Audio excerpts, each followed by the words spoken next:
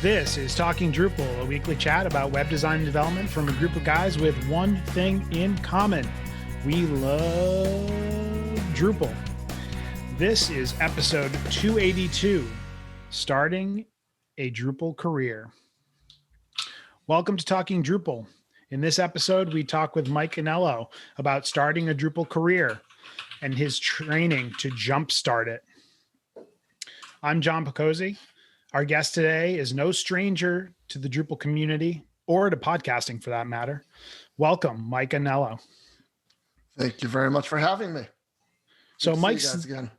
It's great to have you. Mike's the co-founder of Drupal Easy, a Drupal training and consulting service based in Florida. He's Ultimike on Drupal.org and Twitter. He's the host of the Drupal Easy podcast. He's a past organizer of the Florida Drupal Camp. And he's an active member of the Drupal community, contributing in many ways: training, patches, module contribution, working with the Drupal Association Grants Program, the Drupal Community Working Group. He's been a camp speaker and a keynote speaker. He basically helps in any way that he can. He has also been teaching for the 12-week Drupal Career online program for 10 years. So as far as starting a Drupal career, obviously we've all done that here today, but Mike has a ton of experience. But before we get into our primary topic, though, let's talk to the panel here and see how everybody's doing. Stephen, let's start with you. Hey, everybody. Stephen Cross here. Nothing super new this week, and I'm going to spare you my Raspberry Pi excitement from my 3-day weekend. I'll save that for another show. There's some interesting things going on at Talking Drupal, something we've been talking about for a few months, and it's going to be happening very soon, sooner than you might think, is that we've decided to bring on a fourth co-host again, bring back the fourth seat. I mean, I think we would lovingly call it the Jason seat. Jason was with us for 30-something or 60-something episodes. Don't remember. 30 yeah, I think 60. Yeah, I'm not sure if it's 35 or 65, somewhere around there. Anyway, we've decided to bring back a fourth co-host, and that's going to be someone rotating on a month at a time to sit here and give our listeners a different perspective other than our three perspectives on the different Drupal topics we talk about. So we're excited to introduce that coming pretty soon. Coming right now. Joining us today is Brian Perry. He's a front-end architect at Bounteous and a frequent presenter at Drupal conferences. Brian is co-hosting with us, as Stephen said, for the next 4 weeks. Brian, welcome to the show. That was a masterful segue. Really, really happy to be here. I'm assuming this is like a Willy Wonka thing where there'll be a bunch of hosts that come in and whoever survives a series of challenges receives the podcast, but we'll see. Maybe it may just be a revolving seat for all eternity. Maybe not as deadly as Willy Wonka's children's candy factory. Hey, listen, nobody died. They were just horribly disfigured. Okay, sure, yeah, they definitely didn't die. And as far as segues go, Brian, you're probably going to be able to help with that because you are an improv master, right? Absolutely. There you go. All right. Well, in the true essence of segues, what's going on with you this week, Brian? Yeah, mostly snow everywhere all the time. But one thing I did recently is I launched a new personal website, which has been kind of fun. I know it's not the most important or most exciting thing in the world, but brianperry.dev, and I didn't use Drupal for it, which is kind of interesting. I tried some new stuff. I used Netlify CMS as a CMS to manage, essentially just markdown files, but also Tailwind and 11T as a static site generator. So it's pretty fun, and hoping to just, spend more time writing on it and updating more frequently, and pretty psyched. Clearly, we got to work on our vetting process because now we have 2 people not using Drupal for their personal blogs. Still using a lot of Drupal day to day, but giving myself the Drupal break. Well, that's what you're here for, outside perspective. Nick, what's going on with you? Not too much other than, the weather stuff. As I mentioned over the last couple of weeks, I've been working on my media closet, like moving all my servers and, networking equipment around, so it'll be a little bit safer from all the woodworking. And I finished a bunch of the rewiring last week and broke a bunch of things. I discovered that my switch doesn't keep the latest settings in its flash memory. You have to export the settings and save them. So when I rebooted it, it lost a lot of its VLANs. And my cameras, for example, are all set up not to have access to the internet, and not to have access to basically anything, because most of my cameras are cheap Chinese. Nick, that sounds like a nightmare. I'm sorry. Yeah. Could you back up with just a few sentences there? So hold on. It powers down, it loses its settings. So do you have a backup power supply that it runs off of when you lose power? I have a UPC, yeah. Oh, so all right. I get about 45 minutes of runtime. I mean, I do back up you can back it up and set it. So you can say, hey, save this current configuration. So I think it's actually a feature, so that you can just reboot and get back to a working known config. So if you change a setting and break everything and you have to restart, you don't end up starting in a broken configuration. It's just that I made a couple of changes, I don't know, maybe 6 months ago, and didn't save those. And they weren't a lot. There was only one or two. I feel like Nick's running the dark web from his closet, his networking closet. Absolutely not. I mean, it's just, it's just really just learning I wanted to learn how VLANs work. I wanted to learn how to set up a VPN. And I wanted to learn how to, protect my network. Like for example, I don't want my cameras to be accessible to just anybody. Like if you can find cameras that are just open on the web. And so, so I had a little bit of, I had a few minutes of like, why aren't these working? And then check the configuration, and sure enough, that was the issue. So recurring theme here for anybody listening. We all have weather, and oddly enough, most of the country has the same weather right now, except for you, Mike, probably, because it's probably, like 60, 75 degrees in Florida, right? It's 70 degrees today. There we go. Oh my What's God. going on? What's going on with you, Mike, this week? I'm actually getting back in the swing of things this week. I did something a few weeks ago that I haven't done in probably 20 years, and I took almost 2 weeks off without my laptop with me.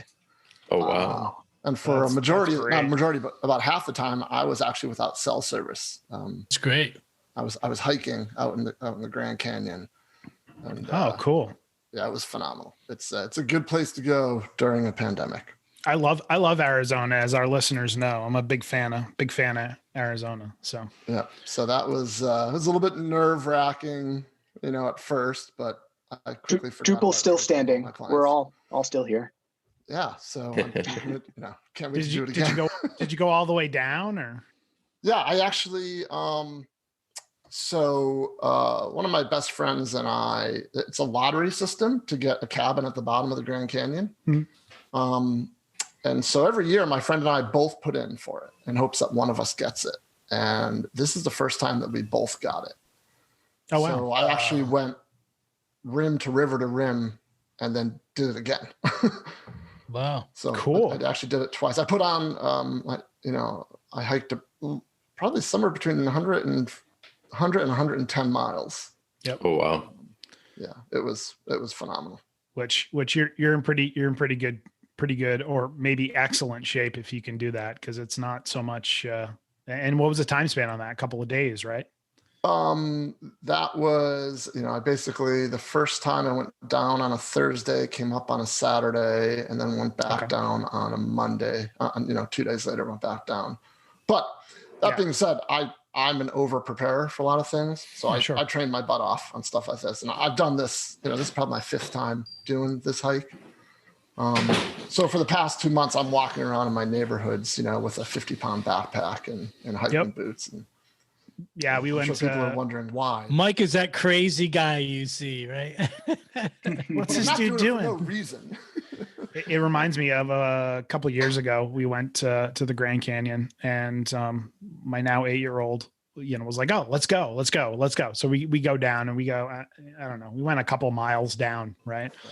And then I'm like, listen, we got to go back. So just whatever you're like, and at a certain point I was like, okay, we're turning around. He's like, no, let's keep going a little bit more.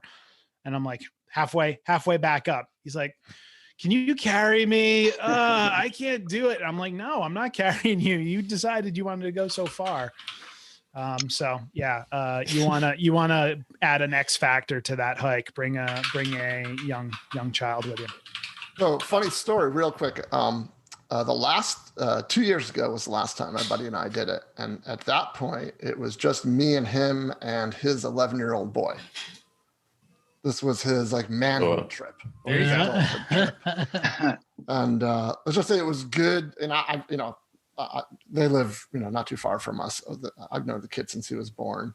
But let's just say it was a trying time for everybody. And it was good that there was no one else there, because it probably would have been very uncomfortable for a lot of people.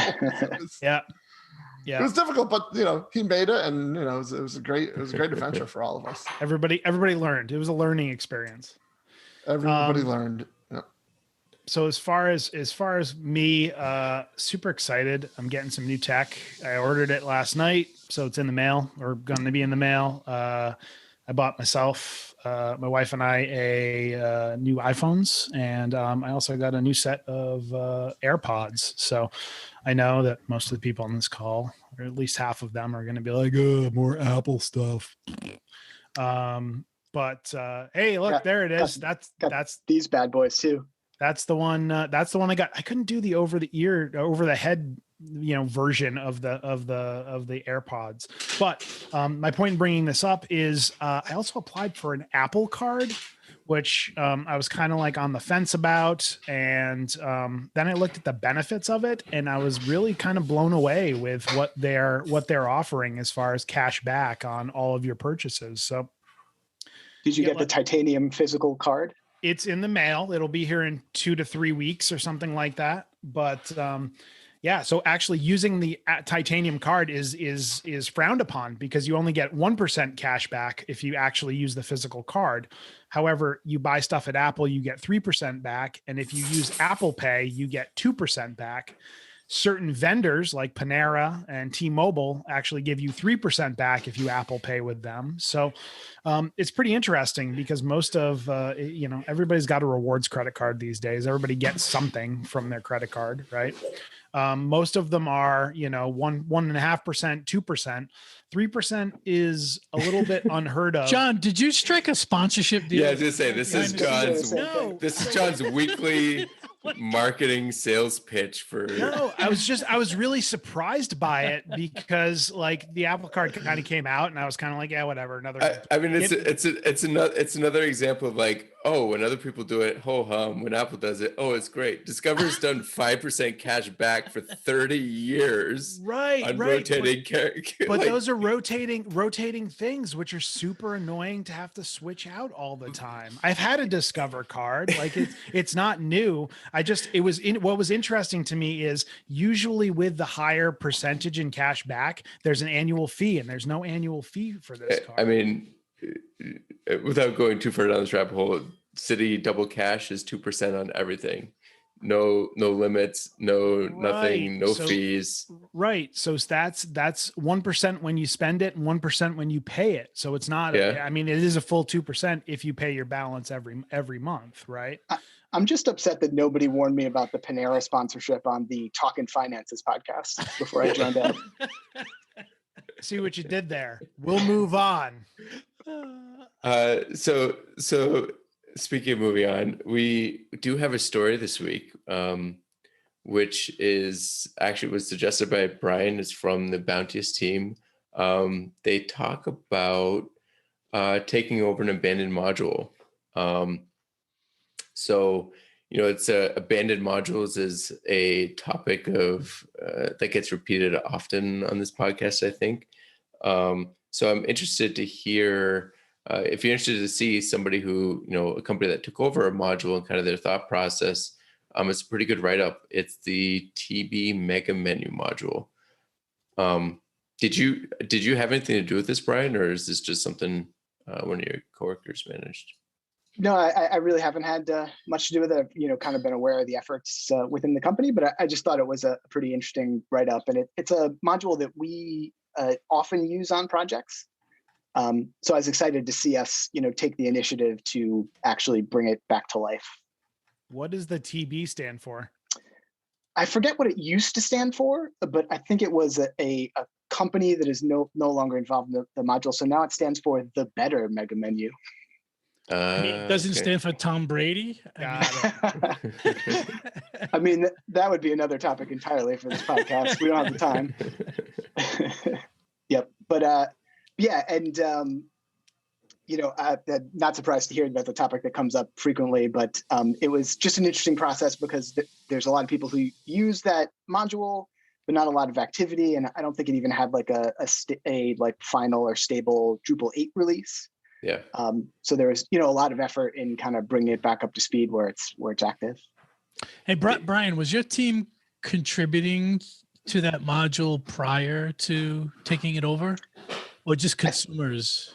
I think part of the inspiration behind trying to take it over is that one of the sites we use it on is Wilson Sporting Goods, and they have a really large mega menu, and they made a number of accessibility improvements to the module and created a bunch of patches that were never merged in.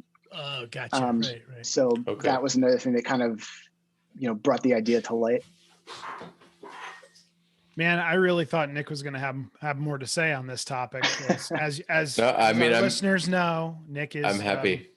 I'm very happy when abandoned modules get picked up. I mean, it's one that I used to use a long time ago. I stopped using because, it wasn't accessible. It wasn't being updated. And, a lot of times it's easier just to build your own mega menu. Yep. Yeah, I think that the biggest thing that I'm excited about with it is it was definitely a situation where we were using it on a number of projects. So, the fact that we kind of put our money where our mouth is there is pretty awesome. Yeah, it's great. Hey, so on to our primary topic of the day. The title of the show is Starting a Drupal Career. We've invited Mike on the show today because he is someone who's been helping people start their Drupal careers. I think we said at the beginning of the show he had 10 years. And so let's transition over to that. So Mike, I'm interested to know what are some of the biggest challenges for people starting a career today in Drupal or in other technologies? Well, let me start with Drupal, because I think Drupal may not be completely unique in this, but I think there is one huge challenge that, anybody who's trying to break into, say, get a full-time job in Drupal, has. And that's basically the lack of junior developer positions. It is incredibly difficult for someone who has been trained, either self-taught or takes a class like mine or watches, Drupalize.me videos. It's extremely hard for them to go from that. Okay, I've learned all this stuff. I believe I understand it. Now I'd like to get paid for it. It's extremely difficult for someone to get that first full-time job. And there's definitely companies and organizations out there who are making an effort to have junior developer positions, with mentoring or with training or something. But I think from the folks I talk to, that's the biggest hurdle. You can get trained. There are jobs out there, but there's a gap. There's this gap between I'm trained, I've learned this, and now pay me. What kind of technical experience or technical background do you find many of the people coming through your program have or start out with? Yeah, so our class, for our class, we see a lot of folks. They fall into a few different categories. One of them is folks who know Drupal 7 really well and now need to start building Drupal 8 sites or migrate sites to Drupal 8, but haven't been, for lack of a better phrase, paying attention to Drupal 8. They know that composer's involved. They know that there's a lot more object orientation, but they don't want to go and learn it all on their own. So we provide a nice structured way to kind of get them from 7 to 8 and learn the foundations. We also get a good number of our students who are content admins, who work for an organization, and they might be the only person who even knows the word Drupal at their organization. Maybe they sub out the maintenance of their site, but they want to take a bigger role in managing and managing their site and updating modules and building out new features. So we do get a bunch of content admins.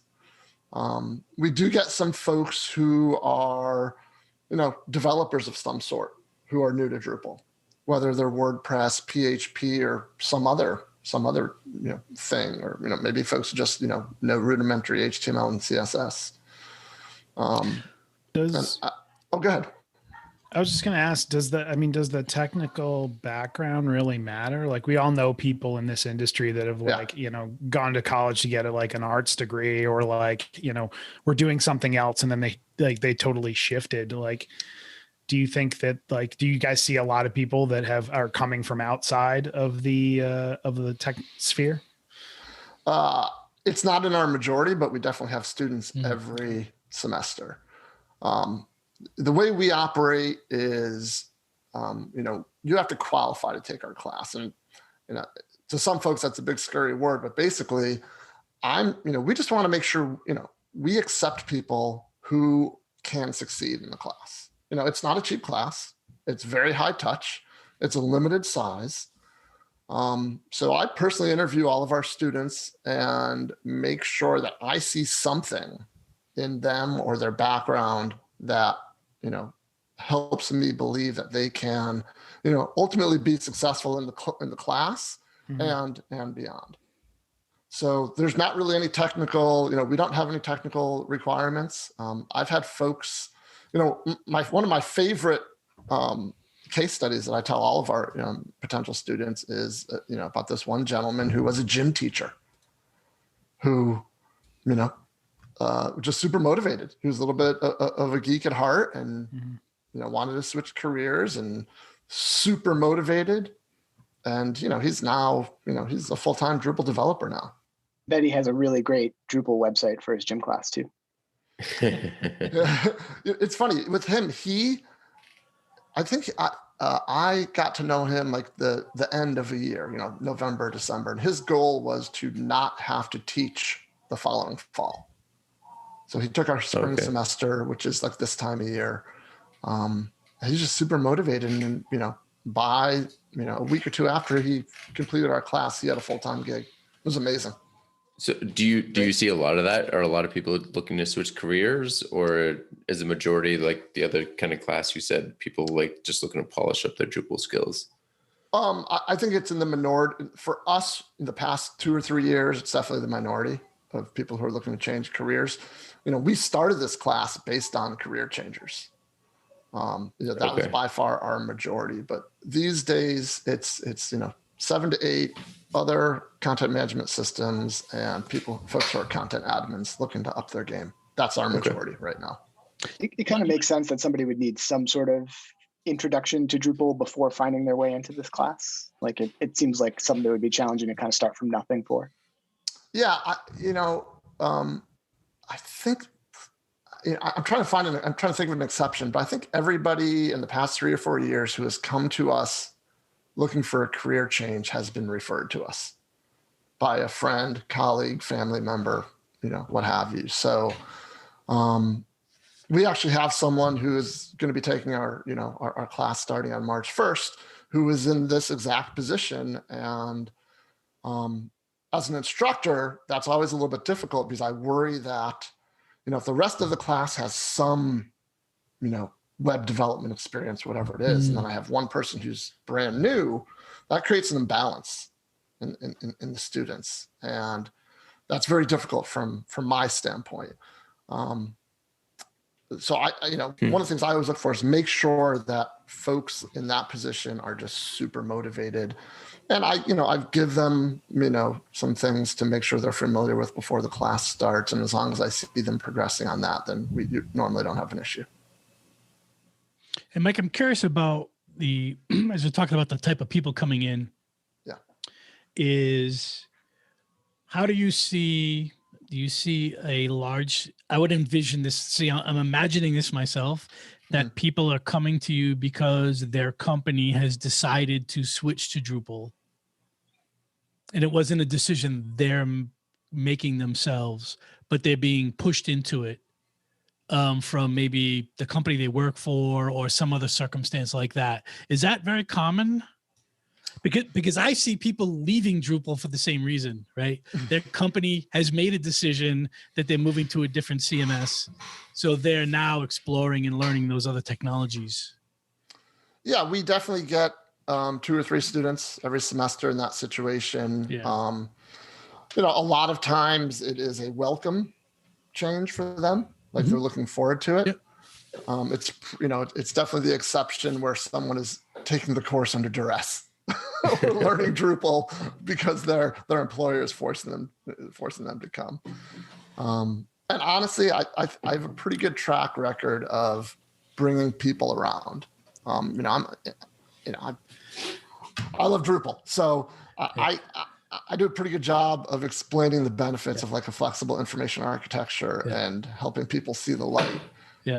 When they're building big, complex websites. So sit with Mike for 4 hours a week and he'll convince you Drupal's a great thing.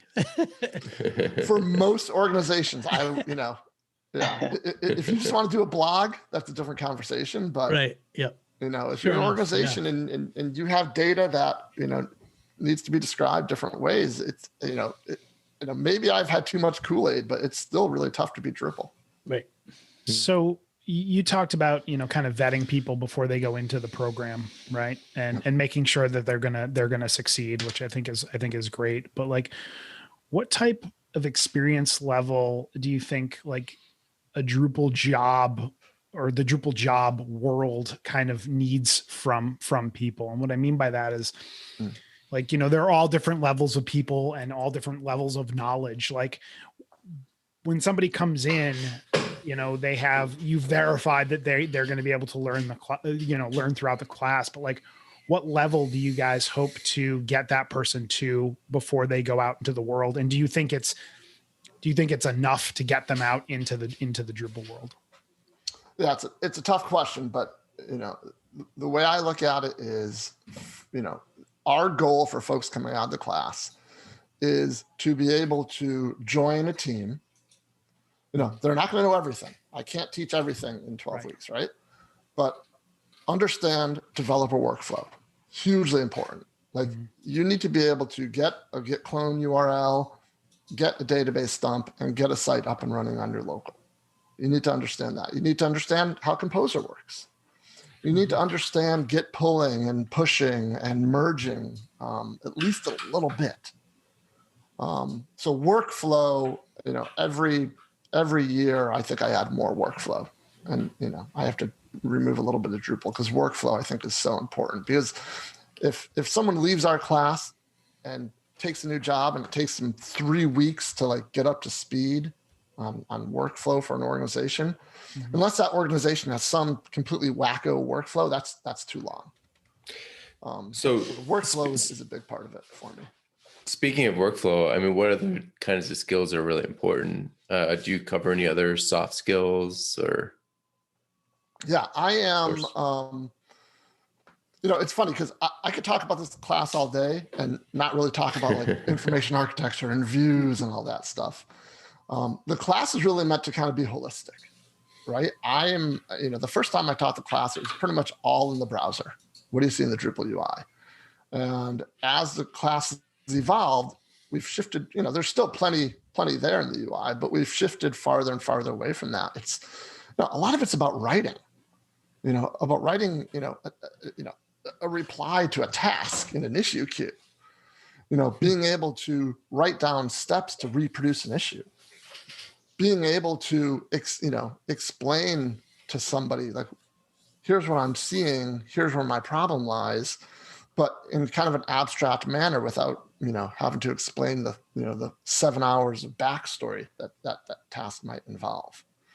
So there's definitely soft skills that we we don't specifically teach like today, we're going to learn skills, but it's a lot by example. You know, my students, I'm sure they get sick of me, you know, pushing them towards issue queues constantly. Any little thing that comes up in any little contrib module or even core that we're dealing with, you know, I stop and we go right to the issue queue just to get them in that flow as much as possible. Even on Slack, like we have a class Slack, and I will call folks out for, you know, not being, you know, not explaining themselves well, you know, on Slack, because that's a skill that everybody needs. So there are soft skills. There's no specific, like today it's a grammar lesson. It's a definite theme, and we talk about how important it is. When you say you stop class and go to the issue queue, is that going to the issue queue to look for an issue, to find a solution, or is it going to the issue queue to look for an issue to find a solution and or post an issue in the issue queue? Yes, and yes. Okay, perfect. So we've talked a little bit. We've kind of touched on your course a little bit in some of the context of our initial questions here. The actual course we're referring to is called Drupal Careers Online. So you've been doing it for 10 years. So maybe you could give us a little bit of an overview of what that course is. Sure. And I'm curious about the online part too. Because I can't imagine you've been doing this online for 10 years. And I'm wondering if the online piece is something relatively new in the past 18 months, or if it's actually longer than that. It's actually much longer than that. Okay. The class started out being called the Drupal Career Starter Program. And it was live in person, about 150 feet that direction in a classroom. And it was mainly geared towards folks from Kennedy Space Center who were being, at the time, laid off when the space shuttle program was retired. But we kind of topped out that market. You know, I taught that class for 3 years. We had large in-person classes, like 24 people, I think, each class for 3 years. And we kind of, you know, we got to the point where, okay, well, there's no one else here. and you know, there was still grant money for it, but there was no one else who was interested in it. We kind of tapped that market. So we transitioned it to be an online course. So it's 12 weeks. It's 2 half days a week is the class. And then we also have another 4 hours a week of office hours, which is pretty much anything goes as long as you can add the word Drupal to whatever you're asking. And for us, like, that was a very nice unintended consequence. Like, those office hours have turned out to be amazing for us and for our students. And they're actually ongoing. Our students, our graduates have access to, we have weekly office hours every Thursday that, you know, all of our graduates have available to them. So I never felt right about ending the class, setting everybody loose, and then crossing my fingers and hoping everything was going to be okay. Right. So we have kind of this tether that over time, some, you know, it ebbs and it flows. Some people. You have an alumni association. We have a great alumni association that I leverage every chance I can. I definitely really like the kind of non-Drupal focus and the things that you mentioned that you cover. I think that, especially for somebody who's junior, I think that's really important and potentially more useful than, you know, some of the Drupal skills. But I'm also curious about what, you know, like Drupal specific things you typically cover in the course as well. Yeah. So, I mean, we focus, you know, the course is structured the way I build sites, you know, from the inside out. So we have a healthy dose of information architecture to start. We talk about entities, bundles, and fields. We talk about the relationships. We talked about how that type of stuff is like baked into Drupal core and how it can be extended through contrib modules. And, you know, we cover paragraphs and profile and all that good stuff. And then we move on to stuff like, you know, view modes and views and block layout and stuff like that. We have a week of module, you know, introductory module development, a week of introductory theme development. I'm not teaching PHP line by line, but I'm teaching, this is what a Drupal module looks like. This is what a plugin is. These are base classes, and this is kind of how all this stuff fits together. We cover the configuration system. We cover layout. The course is, I really pride myself on the fact that the course evolves every semester. There's major changes to lessons every semester. This semester coming up, I redid the entire theming lesson. I actually switched base themes that I'm going to teach. What base theme? Oh, yeah. Hey, hang on. Wait, stop everything. Breaking news. So I was, most recently, I was using the Bootstrap base theme. Okay. But it's still, last I checked, it was still on Bootstrap 3. And I liked that because I was able to use Scout, which is a very gentle introduction to processing CSS. But I found that, most folks I talked to didn't want to use Bootstrap 3 anymore, wanted to use Bootstrap 4. And a lot of the organizations that, I talked to, want their front enders to know Gulp or similar. So I switched to Bootstrap Barrio. Some Gulp stuff, some Gulp instructions built in. So it's a little bit heavier on like the front end workflow stuff and less on actual, theming. But from my perspective, when I teach theming, I need to teach the workflow of getting Sass to CSS, right. How to override template files. We do a lot of that. And then some other basic anatomy things. But if I can get folks through that week, understanding that bit, I feel that they've got a good foundation to build on. And you don't want to focus too much on the specific framework you're using. Right. Yeah. The workflow, especially these days, is increasingly important. Right. And ever changing. Exactly. It's a moving target. Yeah. It really is. So it makes my job a lot more difficult. But so you mentioned that there are pretty sweeping changes, but how much has it changed from Drupal 7 and Drupal 8? Are you teaching Drupal 9 now already? Or are you still kind of focusing on Drupal 8? Everything we do is Drupal 9 compatible. Our module development, Drupal 9 compatible. Our theme development, Drupal 9 compatible. I don't teach anything that isn't in Drupal 9. We do a lot of layout. I added Layout Builder last year, so we do a lot of Layout Builder stuff. Okay. So it's tricky for me to talk about the class because I've basically just talked about it's a Drupal 8/9 class because I don't know how else to describe it at this point. Yeah, no, it makes sense. Yeah. So what type of skills will someone, or what type of job could someone get once they've completed this class? Are they going to be a site builder? Are they going to be a back-end developer, a front-end developer? Are they going to be doing, a lot of custom module development? It kind of sounds like you're touching on a bunch of different areas. I'm wondering, at the end of it, what your vision is for those folks going forward. It almost exclusively depends on their skills coming in, to be honest. Okay. Right. If they have front end skills, non-Drupal specific front end skills coming in, filling a gap. Yeah. Right. Yeah, they can get a job as a Drupal front end developer, at the end, if they can complete the course satisfactorily. If someone comes in with, very little web development skills and brand new to Drupal, sure, they're probably best geared towards a site builder role. But the way I talk to my our students is, if you're interested in module development, then this is the foundation for all of that. Pay attention to the module development week, and between myself and everybody in our course gets a mentor. A lot of times they're alumni, a lot of times they're just other folks in the community that I know. I will help folks kind of get involved in community module development projects, as soon as they want. Yep.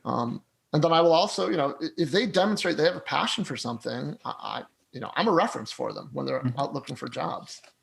So if they can find a job, someone who's looking for a module developer, I'll go to bat for folks saying, look, they came through the class. They don't have a whole lot of experience with module development, but they have a passion to learn it. So, right.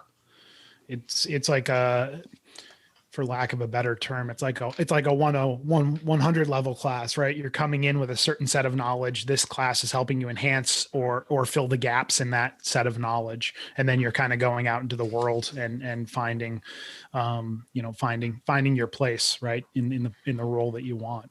Do you see Drupal Careers Online ever having tracks where it's, a 12-week theming class or a 12-week back-end development class or a site building architecture sort of thing? To go to the 200 level, John, is that what your question is? Yeah, exactly. Like, can I take the intro and then like, oh, I really want to focus on this specialty. Can I go down that road? So we actually did something like that for a year. It wasn't a huge success, but it was kind of like a Pantheon flavored version of the class. So it really focused on the Pantheon workflow and search API and Solr on Pantheon and Pantheon scripting, like was it Quicksilver, I think. Yeah. And that was okay, but it didn't do well enough for us to continue. We are actually developing a 200 level class right now. Okay. Like you described. I've thought about it for a long time. I don't know if we've cracked it yet. Because the hard part is like I offer, like full day composer classes and stuff. And I always get one or two people interested. Sure. But it's never enough to make it financially sustainable. Sure. Right. So, unfortunately, well, not unfortunately, fortunately I have a family and, Yep. I want to support them. So I have to find the formula that makes sense. And for those listening and paying attention, that was the second breaking news item here on this podcast. 1, changing theme, 2, 200 level courses coming in the future. Let's say course. Let's not. These courses are. It's like I can only imagine it'd be like giving birth. It's a huge effort to put together these classes, and I've got a pretty, Drupal Career Online. It's a high bar now, and so that's the bar that I'm shooting for. Something of that quality. You're taking me back to my days of adjunct teaching. At the university level, and prepping for that is not always the easiest thing. I did the same. I was an adjunct professor at the Florida Institute of Technology in mechanical and aerospace engineering. Yeah. Wow. So I never really learned fluid mechanics until I taught it about the third time. I only taught people how to make websites. So. Somewhat related to like the focus areas and the tracks, is there anything like a Drupal Easy certification? Do people receive some sort of specific certification, and or is there any way that you help your students with like the Acquia certifications? So I really should start collecting like $1 every time somebody asks me about us developing certification tests. I can give me your Venmo. I'll send you $1. Yeah, we get that question a lot. Good tests are really hard to write. And I had a partnership with Acquia for a couple of years, and I kind of got a peek behind the curtains about what went into, how they wrote their tests. It's a huge effort to write a test that relies on experience and knowledge, and I think the Acquia tests do a pretty good job of that. It's really difficult to take a weekend cram course and pass an Acquia test, I think. So you think that the Acquia test is a good representation? I think it's as good as that type of test can be. Okay. I don't know how else to say it. Right. Certification, tests like that, in general, I'm not a big fan of them. Right. But, I don't know how I would be able to improve for anybody. It's incredibly difficult to write those tests so that you can't, again, take a weekend cram course and pass it. The thought that has to go into each question is a mess. Yeah. So to follow up on Brian's question, so you don't have like an official certification, but do you feel like someone who has taken your course can put on their resume that they've successfully passed your course, and that would hold some weight in the Drupal industry some way? We provide certificates, a certificate of completion. And then there's also a work ready certificate. There's no grading in our class. But what does that mean, work ready? Yeah. So for students who I feel have successfully completed the class and put in an, I don't want to call it an extra level of effort, but who I'm confident have learned all the lessons, have the passion, then we mark them as work ready. Meaning I believe they should be able to, start working as a Drupal developer in some capacity immediately. Have you been references for some of these exceptional students as they go for work? Okay. All the time. There's actually some, I think they're mainly governmental organizations that require us to provide a certificate at the end. Yeah, in order for them to pay for it. Yeah. Right. No, I act as a reference for great. Our students on probably a monthly basis. So about how many students are running through this program each year? So a max of 20. It's not a big number. We limit the class to 10 people. Wow. It's sold out. Well, it's unofficially sold out for this semester. We're just waiting on a couple signatures and stuff, but it will be sold out. So I guess we're not getting discount codes and dedicated seats. I mean, here's the thing. I'm really careful about this class. Yeah. Again, it's not cheap. It's a high touch class. Nobody can hide in this class. So that's great. Yeah. We really, I have to limit the class size. Otherwise I feel I'm doing a disservice. And Mike, you've said a few times it's not cheap.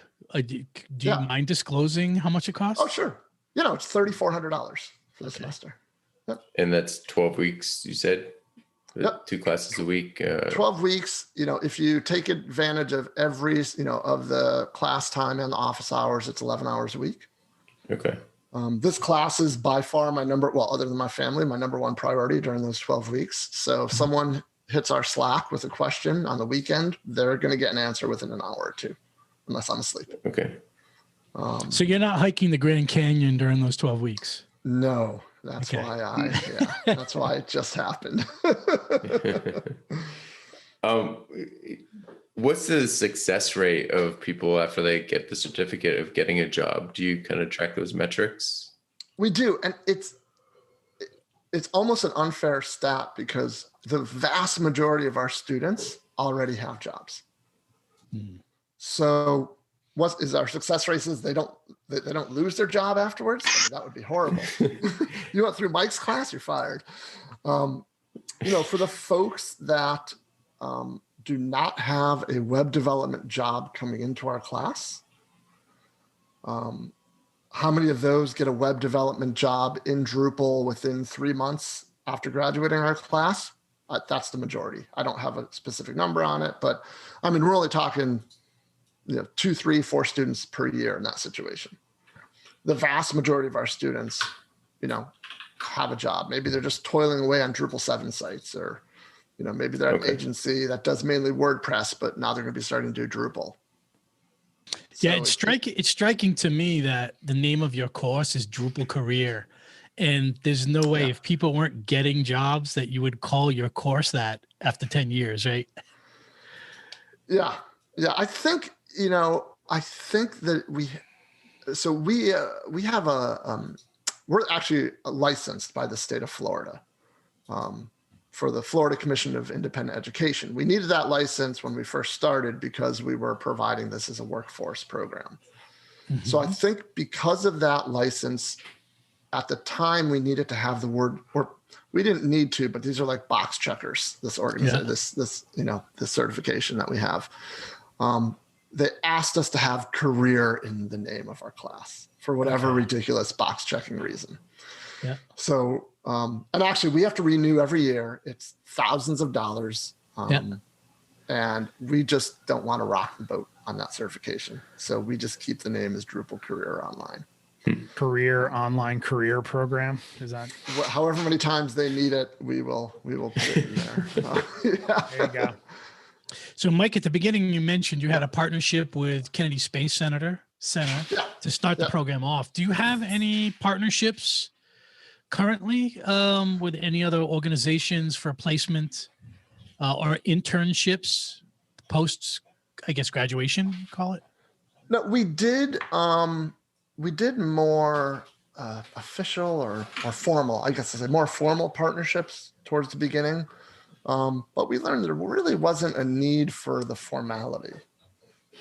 So what we have now is, we have a list of organizations who contact us who say, hey, we're interested in any graduates that you churn out. And I always respond, usually the answer is, well, we don't have a class going right now, but I will let you know if we have any students looking for work at the conclusion of the class. And I just keep a list. So we do work with a number of organizations who are either placement organizations or actual, development firms like that, who we put the word out when we have someone who's looking for work. And, I'm honest in our students' capabilities and what I think their chances of success are. And, most specifically, like what each student I believe is capable of. Do you have any notable student success stories, like anybody that stands out that you remember? Well, the one that I have whose name most people know is Amy June online. Wow. Amy June came through our class from definitely a non-tech background. I don't know how much she talks. I've actually become pretty good friends with Amy June, so I don't know how much she talks about her previous life in the public, but she had a very non-tech background. And it's hard to, to throw a stone in any Drupal pond and not, have Amy June's name pop up somewhere there. Also, one of my colleagues went through your program as well, Sarah Carty Kennedy, and I'm very happy to work with her. Yeah, she is one of those people who just, fearless when it comes to learning, which is very important, in Drupal. You need to want to continue learning. Like if I get the sense that someone's going to take our class because they feel that I'm going to take these 12 weeks and I'm going to know all of the Drupal, they're probably not a good fit for the class. I mean, that's just the way it is. You may have mentioned this at the beginning of the show, and I might have missed it. But how many of your students, like a percentage wise, are coming into this? I know you talked about like a lot of people already have jobs and they're just trying to get like a certificate or educate themselves on Drupal. But like, how many people are coming into it, say from like just out of college or just out of maybe even high school, and like are really using this as a springboard into like a Drupal career? Very few. Okay. 1 or 2 a semester. Okay. That's 20%, Mike. Yeah, I know. 20% of our students are. Yes. Yeah. I can think of one example from last semester. And this individual, again, I don't want to give names just because I don't have their permission, but this individual is actually the child of a prolific Drupal, Drupal personality, let's say. And so they not only were taking, my class, but they were taking like some JavaScript, like, so I don't know if it was a React or an Angular class, like at the same time, in addition to some community college stuff. So they were all in on learning and to up their skills with like modern web development, which was fun. I mean, that's a really fun student to have because they bring a lot of different perspectives.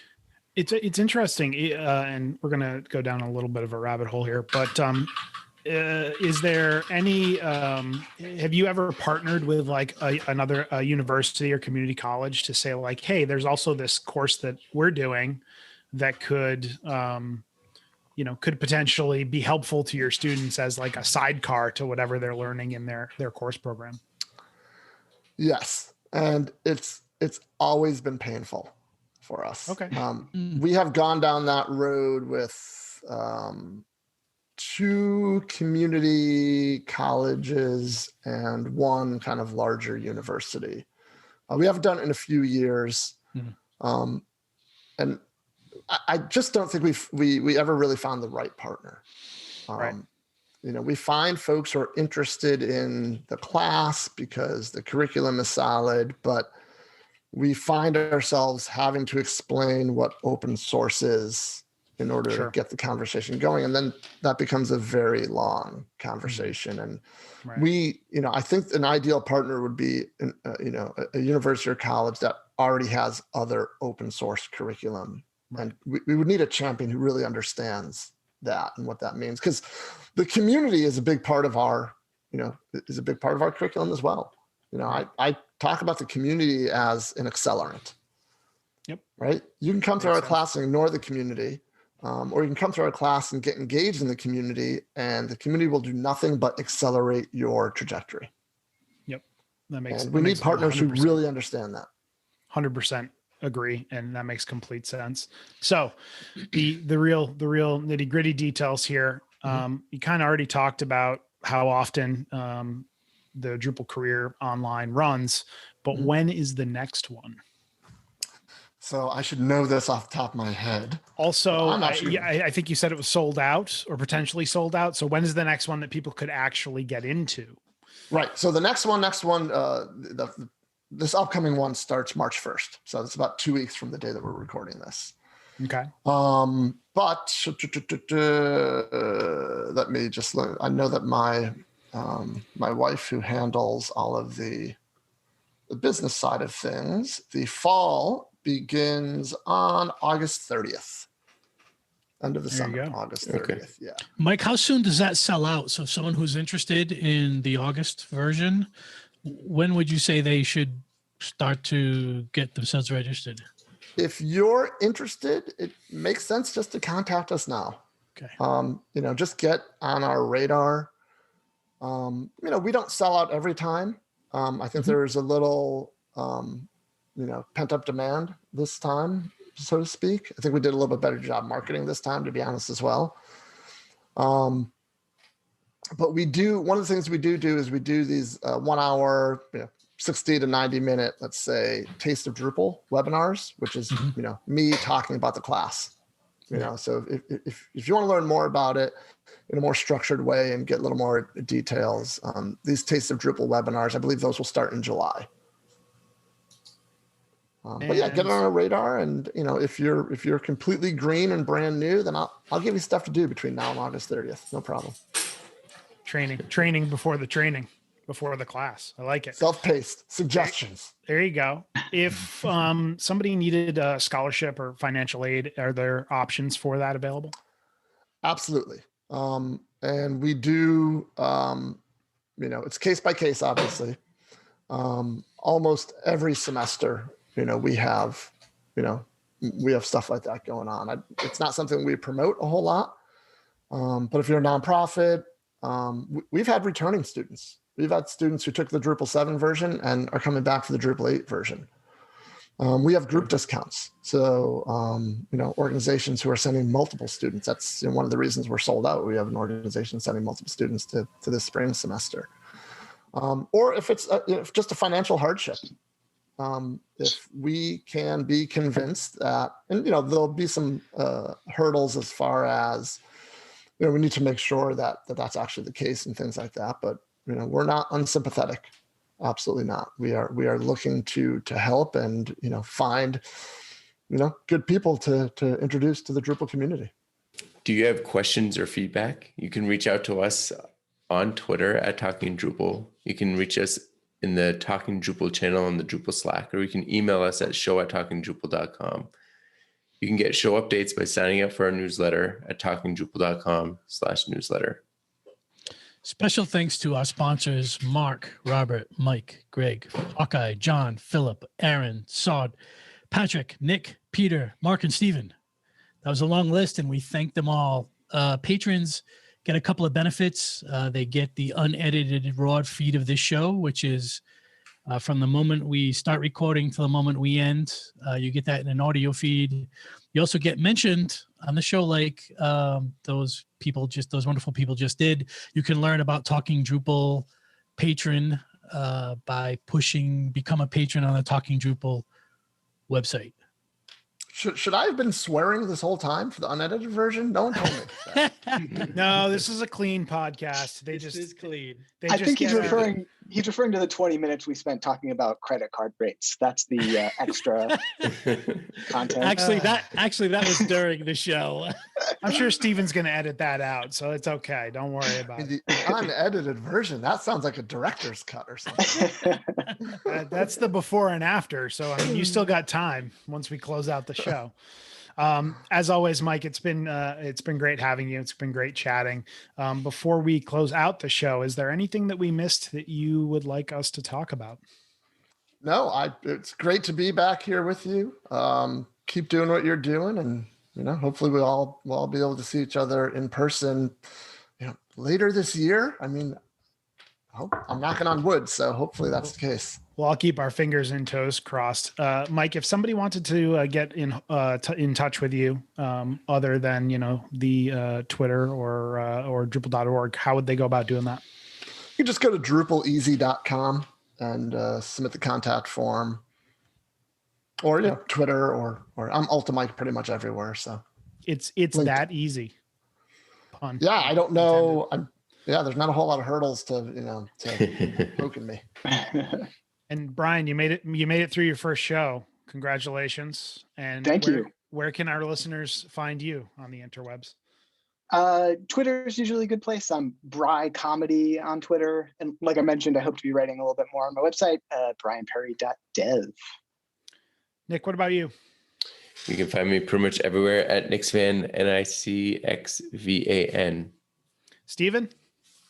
Hey, it's stevencross.com. And I also wanted to mention that the Florida Drupal camp is this week, right? Is that right? So anyone interested in attending could sign up. This show will be going out today or early tomorrow. So there is still time left to visit Florida. I'll be teaching a half-day configuration system class on Thursday. There you go. Afternoon. And I'll be talking about web components on Friday. There you go. Man, there's so much going on this week in the Drupal space. That's amazing. John, where can people find you?